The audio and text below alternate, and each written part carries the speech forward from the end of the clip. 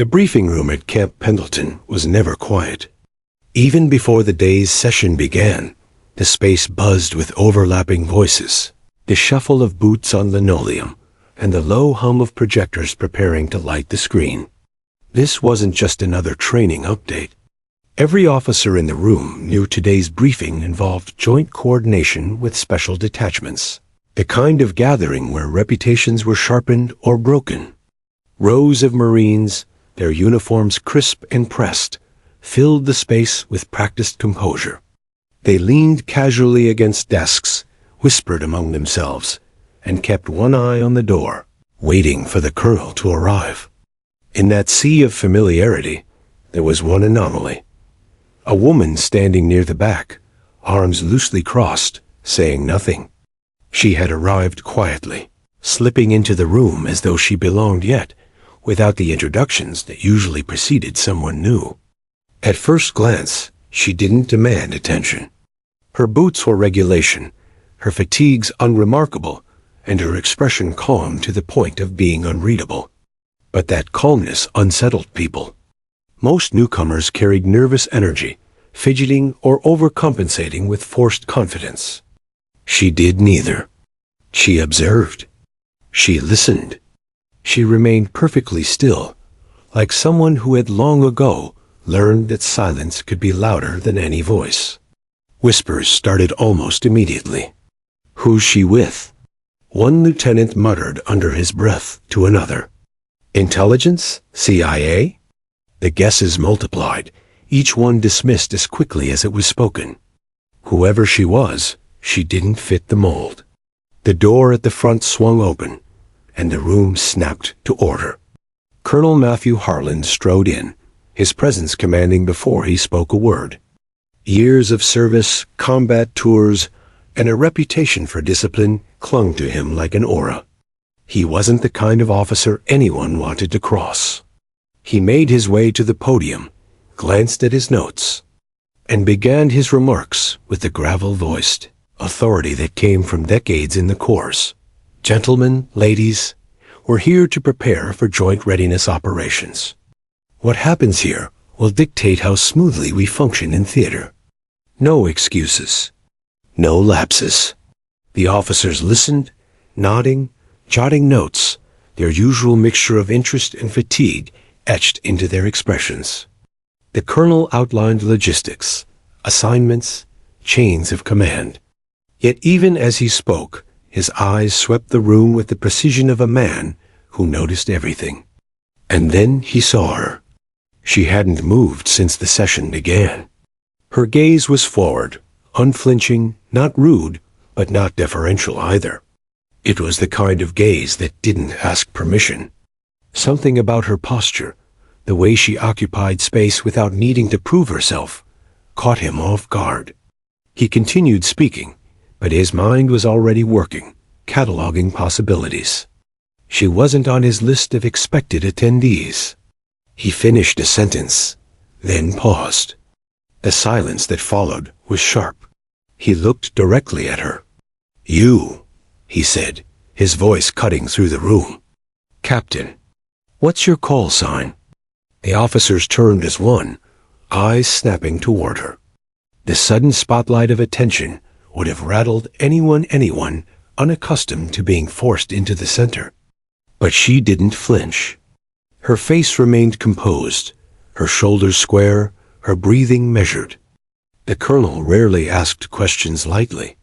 Those who served under him knew this. He tested people with words as much as he tested them in drills. A call sign was more than a label. It was a declaration of identity, earned through missions, mistakes, and moments that tested life itself. To be asked directly, in front of everyone, was a challenge. It was his way of stripping away masks, of forcing a soldier to reveal who they were, not just who their file said they were. But this was different. Normally, when he called out a new face, he already knew the answer. He had done his homework, read the dossiers. This time, he hadn't. The room held its breath. Even the air seemed to grow heavy. The woman met his gaze without a flicker of hesitation.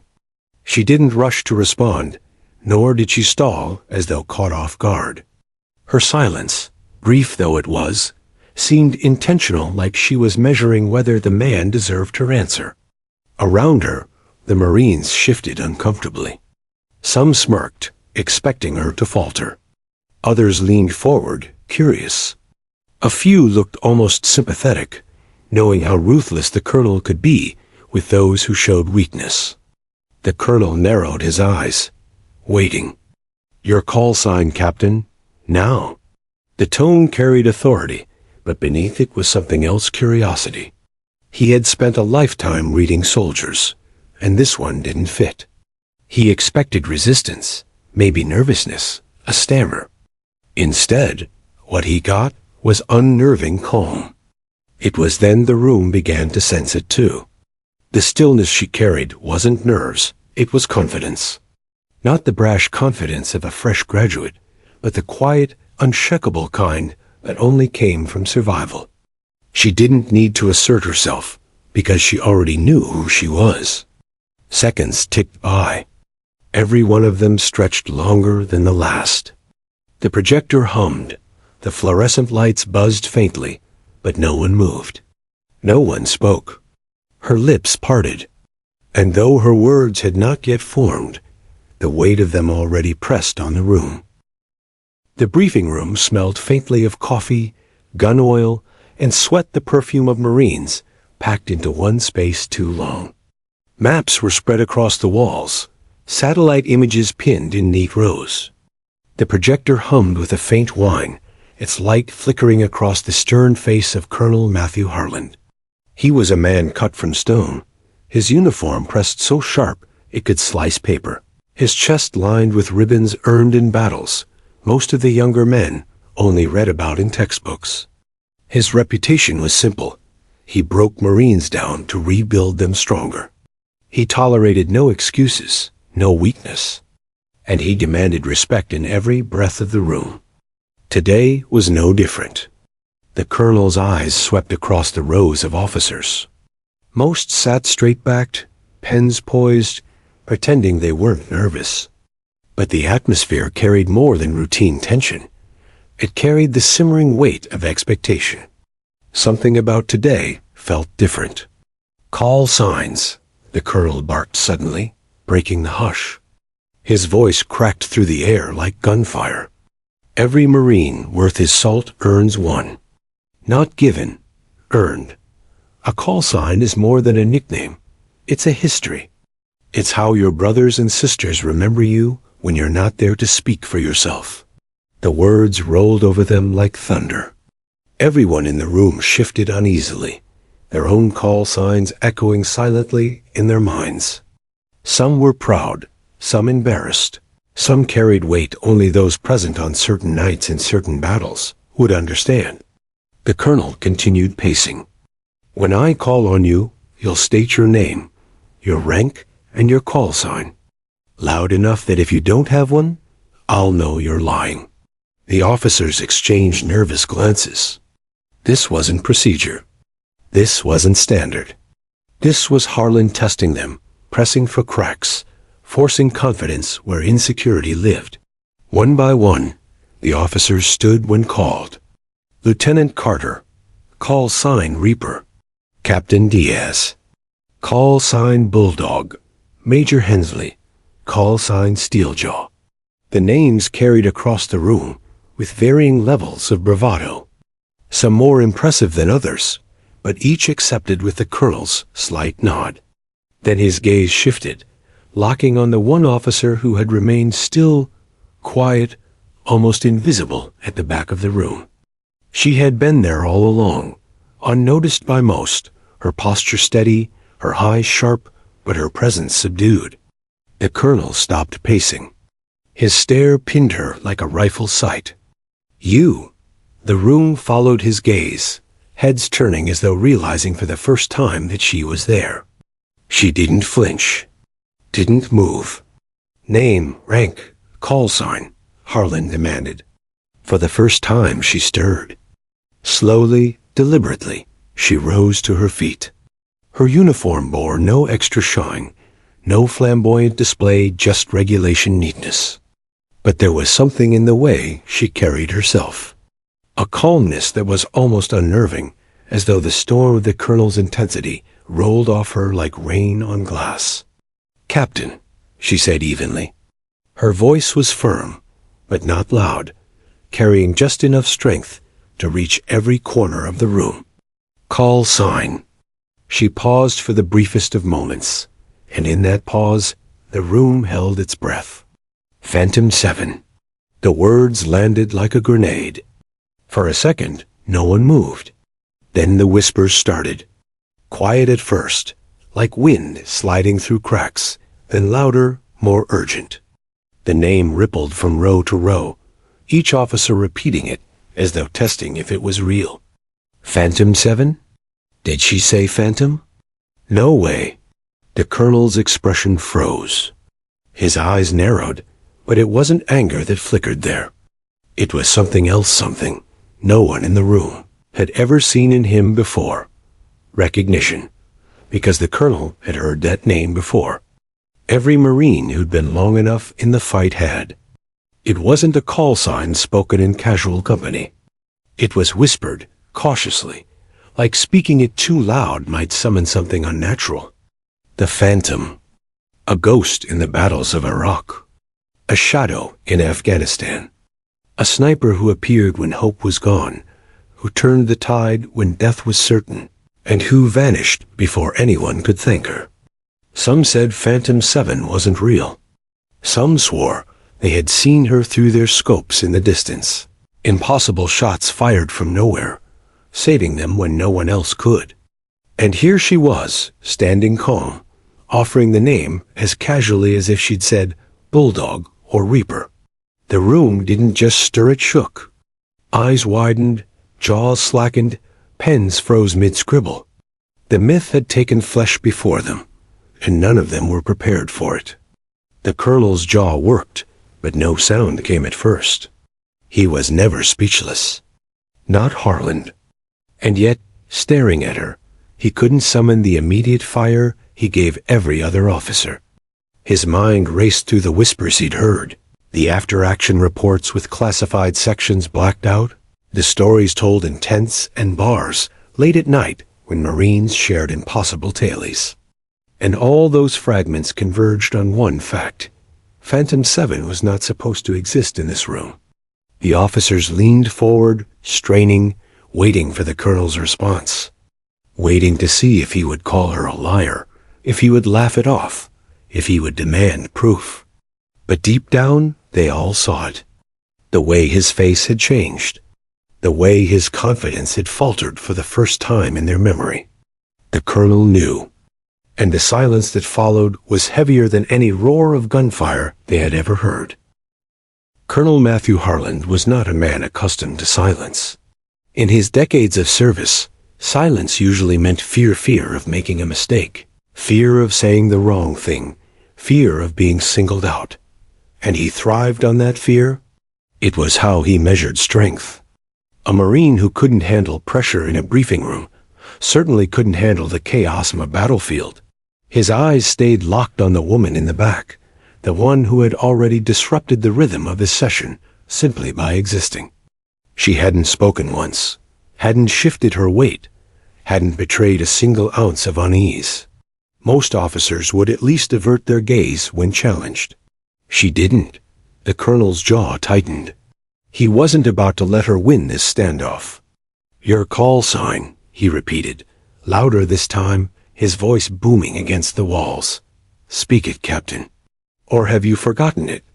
Laughter, uneasy and forced, rippled across the room. The kind of laugh men give when they want to align themselves with power. But even the chuckles were short-lived. Because while the colonel stood with all the authority of his rank, the woman still hadn't moved. Her stillness unsettled them far more than his thunderous command. One lieutenant leaned toward another and whispered, "She's dead meat." But the words lacked conviction. The colonel placed both hands firmly on the podium. His reputation was legendary. In Camp Pendleton, he had reduced seasoned. officers to stammering recruits with nothing more than a glare. He wasn't cruel, but he was relentless, and that relentlessness had earned him respect. Today, however, he sensed something different. For the first time in years, he felt the faint stirrings of doubt, not about himself, but about the enigma in front of him. "Captain," he said, dragging out the title with deliberate sharpness. "This isn't a trick question. Call signs are earned. Yours must mean something. Or perhaps it means nothing at all." That was the real challenge. Not just demanding her answer, but baiting her pride. He wanted to see if she'd rise, defend herself, bristle with the indignation he had seen in so many others. But her eyes remained steady, her composure unshaken. The silence stretched unbearably long. The colonel wasn't used to waiting this much for a response. He had expected her to crack the moment he pressed, to break under the collective weight of 50 officers watching her. Instead, the longer she stood there, the more the balance of power seemed to shift not toward him, but toward her. In the front row, a major cleared his throat nervously. The colonel shot him a glance, so sharp it shut him down immediately. This wasn't his moment. This wasn't anyone's moment, but the two of them.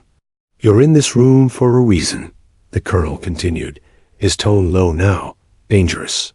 "Every Marine here has bled, sweated, and sacrificed for their place. So I'll ask you again, your call sign. What do they call you when the bullets are flying?" Her lips quirked, almost imperceptibly, as though the question amused her. She didn't smile, it wasn't mockery, but it was a flicker of something. Something no one in that room expected. A wave of tension moved through the officers. Some shifted in their seats. A captain in the third row muttered under his breath, "Why isn't she answering?" Another hissed, "She's pushing it too far." But there was one thought gnawing at everyone. Maybe she wasn't afraid, because she didn't have a reason to be. The colonel straightened, abandoning the podium now. He stepped forward, closing the distance between them, his boots striking the floor with deliberate force. Each step echoed, amplifying the pressure. He wanted to stand over her, to tower above, to make his dominance physical as well as verbal.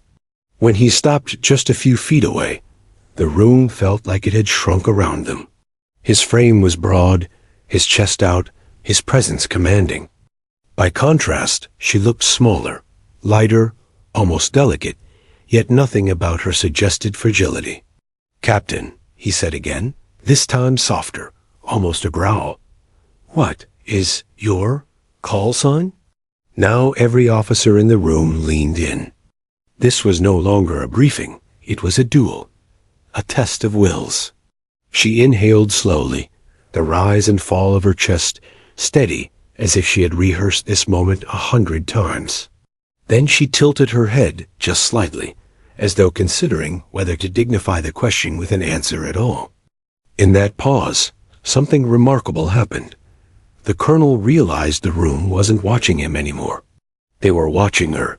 She had flipped the current without lifting a finger. For a brief, humiliating instant, he wondered if he'd lost control of his own room. But then she spoke not yet the words that would shake them, but her first measured response. "Colonel," she said evenly, her voice calm, low, and confident, "when the bullets are flying, I don't need to be called anything. I just get the job done." A murmur swept through the audience. It wasn't the call sign, but it was an answer one laced with a subtle defiance that somehow didn't come off as disrespect. The colonel's eyes narrowed. He knew what she was doing. She was refusing to play by his rules. He stepped closer, his voice a blade now. "That's not an answer, Captain. I don't ask twice. Call signs are not optional. If you have one, you'll speak it. If you don't belong here." The tension thickened until it was almost unbearable. This was the breaking point. Would she give in? Would she finally falter under the colonel's relentless pressure? No, she simply met his stare. And though she hadn't yet spoken the words, every soul in that room felt it, that when she finally revealed her call sign, the world inside those walls would never be the same. The silence was unbearable. Dozens of eyes clung to the exchange, hearts pounding faster than any drill had ever made them beat. The colonel loomed above her, demanding obedience, demanding conformity. But the woman didn't move. She stood still, her face carved from calmness, her breathing so even it seemed to mock the storm swirling around her. For years, these officers had watched men and women buckle under far less pressure. Yet this captain, this stranger, none of them knew wasn't breaking. She wasn't even bending. If anything, the longer she held her silence, the more it seemed the colonel was the one cornered, not her. And then she spoke. Her voice wasn't loud. It wasn't forceful. But it carried, clear and steady, reaching every ear in the room with the precision of a bullet. Phantom 7. The two words hung in the air, suspended like smoke after a gunshot. For a moment, no one reacted. It was as if the room itself had stopped breathing. The fluorescent lights buzzed faintly overhead, the projector hummed, and somewhere outside, a gull cried over the Pacific. But inside that briefing room, time froze. The colonel's jaw tightened. His stern mask faltered just enough for those nearest him to see the flicker of the recognition. Phantom 7. It wasn't just a call sign. It was a myth. A whisper that had circulated through classified corridors. A story told in fragments between deployments, always dismissed as rumor because no one could prove it. The ghost sniper. The operator who didn't exist. The shadow whose missions shifted outcomes, but never left footprints. The Marines who'd been smirking before weren't smirking now. A lieutenant in the third row swallowed hard. He had once been stationed in Kandahar when a story swept through the camp, an entire insurgent cell dismantled overnight, without air support, without backup, without so much as a trace left behind. At the time, he dismissed it as psychological warfare, a morale-boosting ghost story. But now, looking at her, he wasn't so sure. Another officer remembered an operation in Fallujah. A squad pinned down, hopelessly outnumbered, until unseen shots picked off enemies one by one, precise and merciless, turning the tide in under an hour. The official report credited unidentified coalition support. But in the barracks, the whispers had a different name, Phantom. And here she was, standing among them, real. The colonel, for all his iron composure, betrayed a single crack in his armor. His eyes, usually sharp, unreadable, narrowed, as if searching her face for a lie. But he found none. You, he said, the word catching in his throat before he forced the rest out. You're claiming that call sign? Her gaze never wavered. I'm not claiming anything, Colonel. It's mine. The conviction in her tone made the words unshakable. A murmur spread through the room like wildfire. Chairs shifted. Boots scuffed against the floor. Officers exchanged incredulous glances. Some looked at her with awe, others with disbelief, but none with amusement. No one laughed. The colonel stepped back half a pace, not in retreat, but in recalibration. His mind raced. He had heard of Phantom 7 years ago, back when he still believed myths had a grain of truth hidden in them. Rumors of an operator who didn't appear on official rosters. Missions completed with impossible efficiency. Targets neutralized with surgical precision. A ghost whispered of, but never acknowledged. Until now. Phantom 7? He repeated, slower this time, tasting the name, testing it. I was told that was a story. A fabrication. Her lips curved not quite a smile, but close enough to unsettle him further. Stories usually have some truth in them, Colonel. Otherwise, they don't spread so far. Gasps and nervous chuckles rippled through the room, not mocking her, but out of sheer disbelief. The kind of laugh people give when they realize they're in the presence of something larger than they can comprehend. One captain leaned toward his neighbor. "She's not serious, right?" But his own voice lacked confidence. The neighbor shook his head. "Look at her. She's deadly serious." The colonel folded his arms, studying her now with new eyes. This was no longer about discipline or protocol. This was about respect, about reconciling the presence of a legend in his own briefing room. "You understand what that name means," he said, his tone softer now, no less commanding but shaded with caution. "Yes," she replied evenly. "I understand exactly what it means. I've carried it for years." Her calmness was disarming. She wasn't boasting, wasn't flaunting. She didn't have to. The weight of the call sign spoke louder than any brag ever could. Around the room, the officers shifted from skepticism to something else, something closer to reverence. Even those who doubted the myth couldn't deny the effect she had. She owned the silence, owned the tension, owned the colonel's momentary falter. The colonel exhaled slowly, the faintest hint of a sigh buried beneath the sound. He straightened his posture again, reclaiming some of his command presence. But the truth lingered. She had changed the room with 2 words. "Phantom 7, he said again, almost to himself. "If that's true, then you don't belong in the back row. You belong at the head of this table." She shook her head, her voice quiet but firm. "I belong where I'm needed, Colonel. Sometimes that's the back row. Sometimes it's somewhere no one can see." The answer silenced even him. For the first time in years, Colonel Matthew Harland realized he wasn't the most formidable presence in his own briefing. And the officers knew it too. The legend was real. And she was standing right there. Colonel Matthew Harland had faced firefights in the streets of Fallujah, had stood under mortar fire in Helmand Province, and had briefed generals who could strip a man bare with a single glance. None of that compared to the silence that now pressed down on him in that briefing room. Phantom 7. The name echoed inside his head, looping, refusing to fade. He had heard it before everyone in his position had, but always as a rumor. A whisper carried on the lips of Marines who spoke in hushed tones after lights out. A story that floated between battalions, passed like contraband in mess halls and forward operating bases. The ghost sniper. The operator who didn't exist. A shadow who walked into impossible battles and left behind only victories. And now she stood in front of him. Not a whisper. Not a story. A flesh and blood officer, steady and unflinching, who had just named herself without hesitation.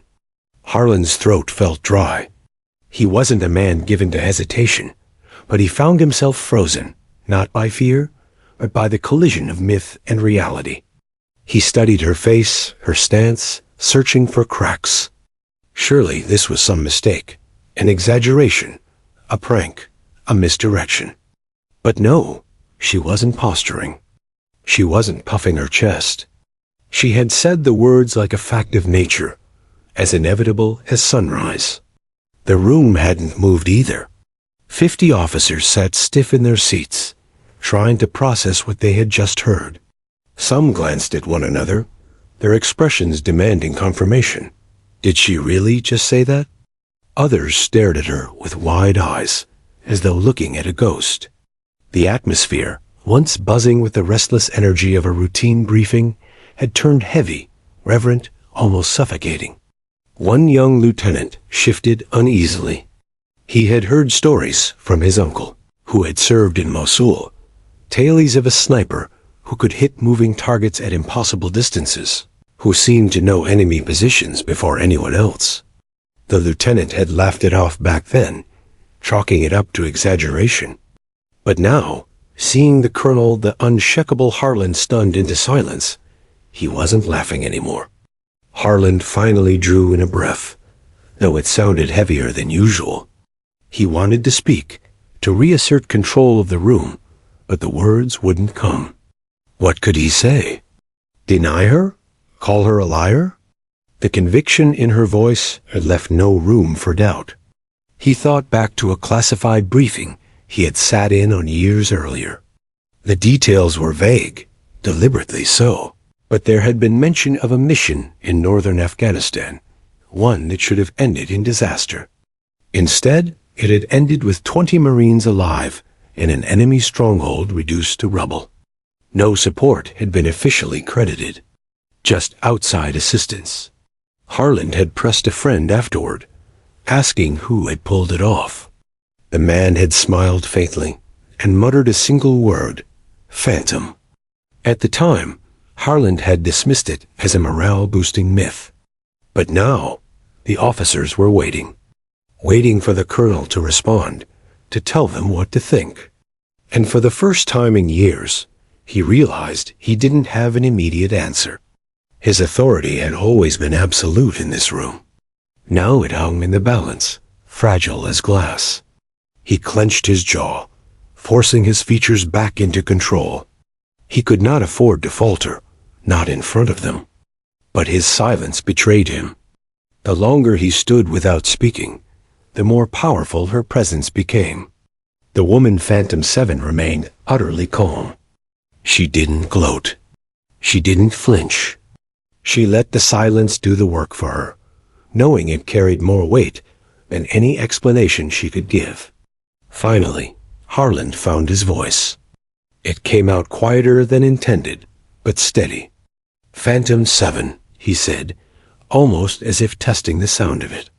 "I didn't expect to hear that name in my briefing room." Her gaze held his. "Few ever do, Colonel." A ripple moved through the audience, goosebumps, the kind of chill men feel when they realize they're in the presence of something legendary. Harland studied her again, the angles of her face, the calm strength in her eyes. He could see now what he had missed before. The stillness wasn't nervousness. It was control. The kind of control that only came from surviving the kind of situations most men never returned from. Whispers began to stir at the edges of the room, impossible to contain. "It's her," someone muttered. "It has to be." Another voice. "I heard she took out 20 hostiles in one night." Then another. "No, she rescued an entire platoon without backup." The stories multiplied, feeding off each other, each officer recalling the version of the legend they had heard. And though each story differed in detail, they all carried the same thread. Phantom 7 was unstoppable. Harland slammed a hand down on the podium, silencing them instantly. The sound echoed like a gunshot, but it couldn't erase what had already been set loose. The legend was alive in this room now, and it wouldn't be put back in the shadows. He turned back to her, his voice sharper now, grasping at the authority he felt slipping. "You understand what you've just done? What you've admitted to?" She tilted her head slightly. "I've admitted to nothing more than a name. You're the one attaching meaning to it." Her words were deliberate, calculated. She wasn't confirming the rumors, but she wasn't denying them either. She didn't need to. The colonel's reaction alone had confirmed enough for everyone present. Harland exhaled slowly. His chest felt tight.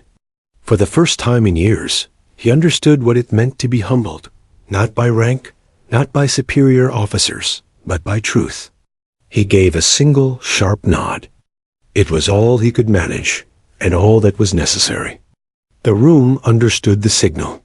This woman, this officer, this Phantom 7 was to be respected. The silence returned, but it was different now. Not heavy with confusion, but weighted with awe. The Marines sat straighter, their eyes brighter, their thoughts racing. They had come into this room expecting another routine briefing. Instead, they had witnessed the unveiling of a living myth. And at the center of it all, Phantom 7 stood calm, her call sign now etched into every mind present. The air inside the briefing room was different now. It wasn't just silence, it was reverence laced with unease. Phantom 7 had spoken her name, and in doing so, she had unearthed ghosts the room had buried in whispers for years. At first, no one dared to speak. The officers sat rigid, eyes locked on her, as though any sound might break the fragile truth hanging between them. But whispers have a way of clawing through silence, and soon the first murmurs began. I heard about her. In Ramadi, a captain in the second row muttered, low enough for his neighbor, but not low enough to escape notice. A whole convoy was pinned down, nowhere to run. They said one sniper cleared the entire ridge alone. 50 hostiles. 50 shots. The officer beside him swallowed. That was her? Who else?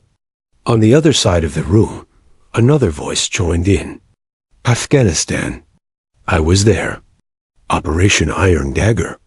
We were told to expect casualties, heavy ones. But then something happened. The insurgents just fell apart. Leaders taken out one by one, like someone was reading their playbook in real time. His eyes shifted toward the woman. The brass never said who did it. They never put a name on the reports. But we knew. We heard the rumors. Phantom. Phantom 7 stood motionless, letting their stories swirl, offering no confirmation, no denial. Her silence was more powerful than any explanation. The colonel's lips tightened. He could feel control of the room slipping again, but he didn't stop them this time. A part of him wanted to hear the stories, too, to measure the woman against the whispers, to see if the myth aligned with the flesh and blood presence before him. A lieutenant near the back leaned forward, speaking almost reverently. I was stationed at Bagram in 08. We lost a patrol. Bad intel. They were surrounded, trapped. Command told us extraction was impossible, too risky. Then, the next morning, they walked into camp. Shaken, bloody, but alive. They never said how they got out, but I overheard one of them whispering a name. His voice dropped. Phantom 7. The weight of his words landed like another stone in the growing pile of proof. One by one, the officers shared fragments. Iraq, Afghanistan, Syria, classified theaters where missions went sideways, where death seemed certain, until an invisible hand tipped the scales. Every version differed in detail, but they all carried the same thread. A ghost had been there, unseen, untouchable, lethal. Some stories painted her as a sniper who could hit a moving target at 1.5 miles. Others described her as an infiltrator, slipping past guards, dismantling networks without firing a shot. There were even tales that bordered on the impossible. An enemy commander found dead in a locked compound, his men none the wiser. An ambush dismantled before it even began. And through it all, the name remained the same. Phantom. The officers weren't just whispering anymore. They were leaning forward. Voices carrying, building a tapestry of legend that wrapped tighter around her. The room buzzed with energy now, like a hive awakened, each man realizing he had brushed against her myth in one way or another without knowing it. The colonel's chest tightened as he listened. He had always believed in discipline, in clarity, in things written in reports and signed in ink. But this was different. This was power that didn't need paper trails. This was reputation carved into the bones of men who had lived, because she had been there. And she still hadn't said a word. Finally, a major in the front row broke the unspoken rule of silence and addressed her directly. Captain, are these stories true? Every head turned. The question hung heavy. Her gaze swept the room once, slow and deliberate, as though weighing the worth of each soul staring at her. Then she spoke, her tone quiet, almost weary. Stories grow, she said. People add pieces, stretch details, shape them into something they can hold on to. I won't confirm what I've done. I won't deny it either. All I'll say is this. The truth doesn't matter as much as what you believe. And what you believe changes everything. The words hit like a blade, sharp and undeniable. The room stilled again. The officers looked at one another, processing. Some nodded slowly, others frowned, but none could dismiss her. The legend wasn't just about facts, it was about fear, hope, and survival. It was about what soldiers whispered in the dark, to remind themselves they might live through the night. The colonel's gaze softened, though he didn't want it to. He saw in her the embodiment of something he had always preached. War wasn't just fought with weapons, but with will. And she had become will incarnate, a phantom that lived in the minds of allies and enemies alike. From the back, a voice broke through an older captain, grizzled and scarred. "I lost half my platoon in Tikrit. We were dead, surrounded. Then, something shifted. Enemy fire stopped, like someone was cutting the strings from the shadows. We got out. I buried good men that day, but the ones who lived, they swore a ghost walked with us. I didn't believe it then. Now," his voice cracked, "now I do." The officers turned back to her. Her eyes flickered, just for a moment, with something sorrow, perhaps regret, but it vanished as quickly as it came. The colonel finally spoke again, his voice measured. "You've lived in shadows for a long time, Captain." Her reply was simple. "Shadows are where I do my best work." The weight of that answer settled into every corner of the room. Shadows, ghosts, the unseen hand of war. And just like that, the whispers quieted, not because they were finished, but because there was nothing left to say. The truth, or what they believed to be the truth, was already enough. The legend of Phantom 7 wasn't whispered anymore. It was alive, standing before them. The briefing room was no longer a place of instruction. It had become a shrine of silence. Every officer present understood something had shifted, something irreversible. The woman before them wasn't simply another captain, another cog in the machine of war. She was the phantom they had all heard about, but never expected to meet. Colonel Harlan's fingers tightened around the edge of the podium. He was a man who commanded respect without question. His voice could silence a room. His orders carried the weight of law. But now, he felt that balance tipping not away from him, but toward her. For the first time in his career, authority didn't rest solely on rank. It rested on legend. He studied her again. Still calm. Still steady. She wasn't basking in the revelation. She wasn't asking for reverence. Her silence radiated more control than most officers achieved with entire speeches. The whispers from the previous moments still clung to the air, though none dared to speak now.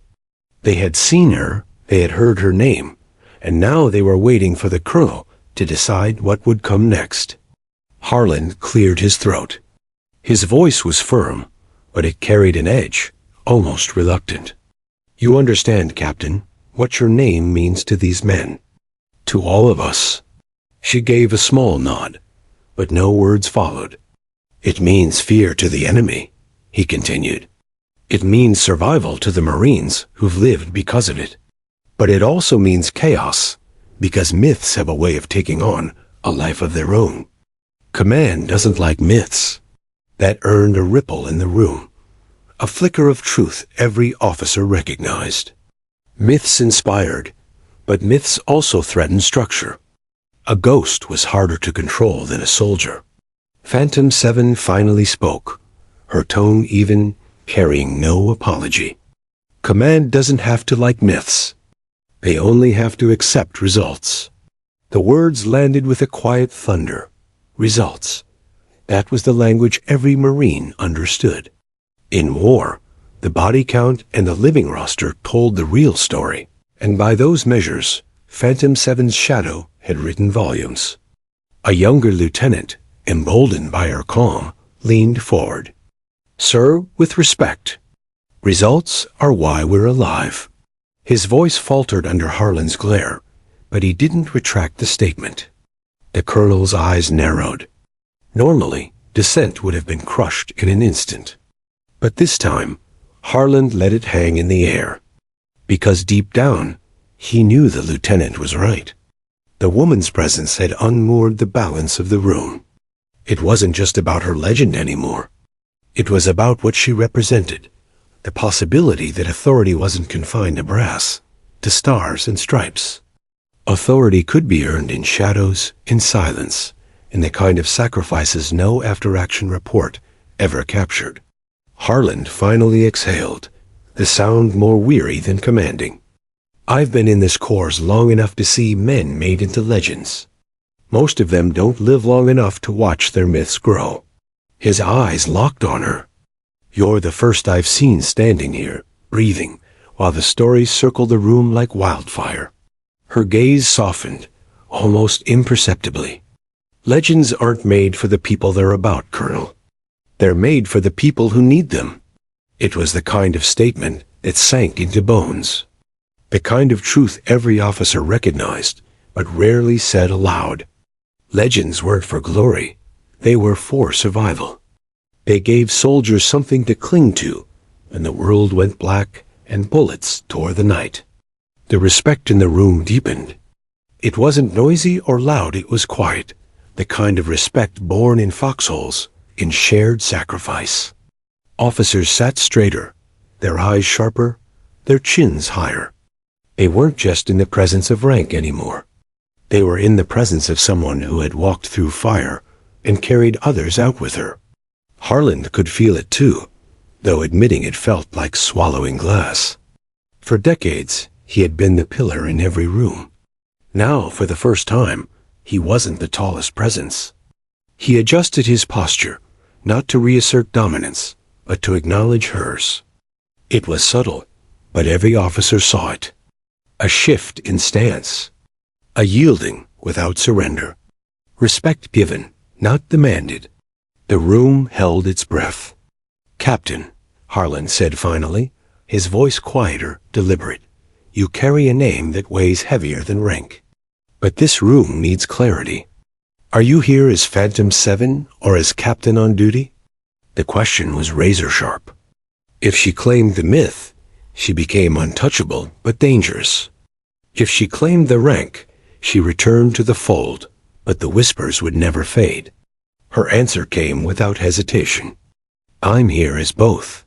A murmur moved through the officers, sharp as electricity. Both. No separation.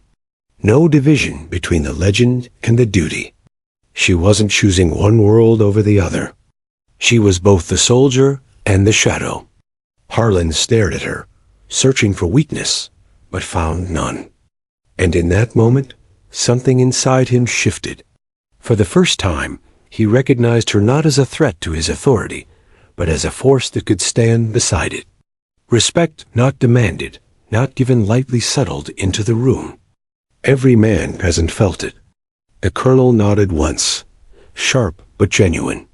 "Then let it be known Phantom 7 stands with us. Captain or myth, she's one of ours." The words cracked the tension like a rifle shot. For a long moment, no one moved.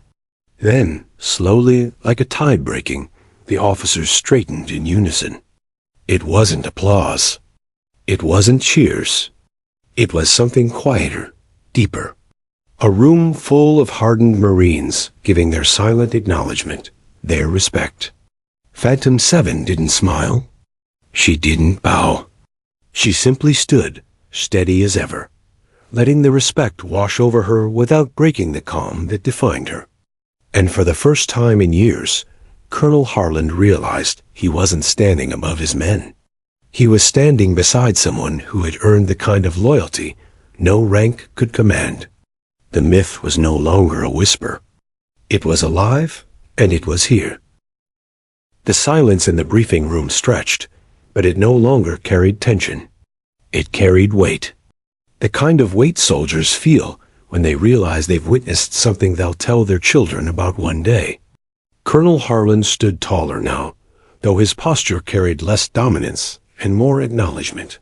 For decades, he had been the highest authority in rooms like this. Today, he had learned what it meant to share that ground.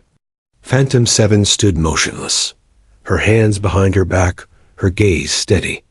She hadn't moved since she spoke her call sign, and yet everything around her had moved. The officers, the whispers, the very air. Harland finally broke the stillness. His voice was low but clear, and every man leaned forward to catch every word. "Marines," he said, sweeping his gaze across the rows of officers, "you came here for a briefing. Instead, you were given a reminder. A reminder that war isn't only fought in strategies and maps. It's fought in shadows, in moments no one sees, where survival balances on the edge of a single choice." His eyes returned to her. "This woman, this captain, has been that edge more times than most of us can count. You know her call sign now. You've heard the whispers. But hear me clearly. She is not a ghost. She is flesh and blood. She is one of ours." The words rippled like thunder. The officers straightened instinctively, some with jaws clenched, others with eyes burning. They weren't just hearing orders, they were hearing history. Harlan's voice hardened. "From this day forward, Phantom 7 is not just a story you tell in the barracks. She is here, beside you, breathing the same air, wearing the same uniform. Treat her with the respect she has already earned in silence. And understand this, if you march into battle and hear her call sign over the coms, you're already halfway home." A current ran through the room. Shoulders stiffened, backs straightened. Every officer understood the unspoken truth. This was more than acknowledgement. This was an oath. Phantom 7 didn't flinch at the weight being placed on her shoulders. She had carried heavier burdens alone, in places where no one had seen. Still, she felt something shift inside her. For years, her work had lived in shadows, her victories written in silence. Now, for the first time, her presence was recognized. Not just tolerated, not just whispered, but respected. One of the younger lieutenants couldn't help himself. He rose to his feet, heels clicking together, chest out. "Captain," he said, voice tight but strong, "it's an honor to serve beside you." Another officer followed, then another.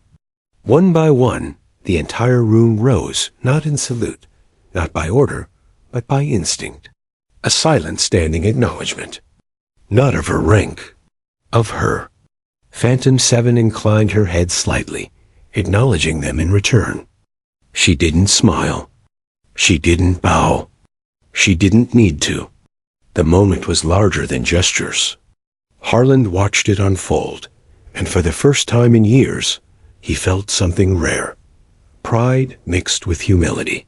He had spent his career commanding men who followed him because of his stars and his stripes. But this was loyalty born not of rank, but of legend. When the room settled again, Harland addressed her directly. "Captain, you've walked a road most can't imagine. And now, you've stepped into the light.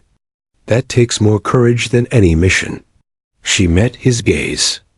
"The shadows were never mine, Colonel. They were a place I borrowed. But Marines don't belong in shadows forever." It was the first time she spoke of herself with finality. A choice. A step away from myth toward flesh and blood. The Colonel gave a firm nod. "Then let this be clear. Phantom 7 walks with us, not behind, not above, not hidden. With us," the word sealed it. The officers knew they would never forget this day. They would carry it with them into the field, into deployments, into the long nights where fear crept in. Because now, Phantom 7 wasn't just a whispered story. She was real, and she was theirs. For a moment, the room was quiet again. But it wasn't the suffocating silence of disbelief or the tense silence of awe. It was a silence of unity, a silence of respect. Then, faintly, almost like a spark, someone whispered, "Phantom." It spread. Low at first, then louder, carried from mouth to mouth. "Phantom, Phantom," until the name filled the air, not as rumor, not as fear, but as a rallying cry. She didn't stop them. She didn't silence it. She let it live, let it breathe. because for the first time, it wasn't a ghost they were speaking of. It was her. And as the sound washed through the room, Phantom 7 stood where she had always stood, steady, unshaken, unbreakable. Only now, she no longer stood alone.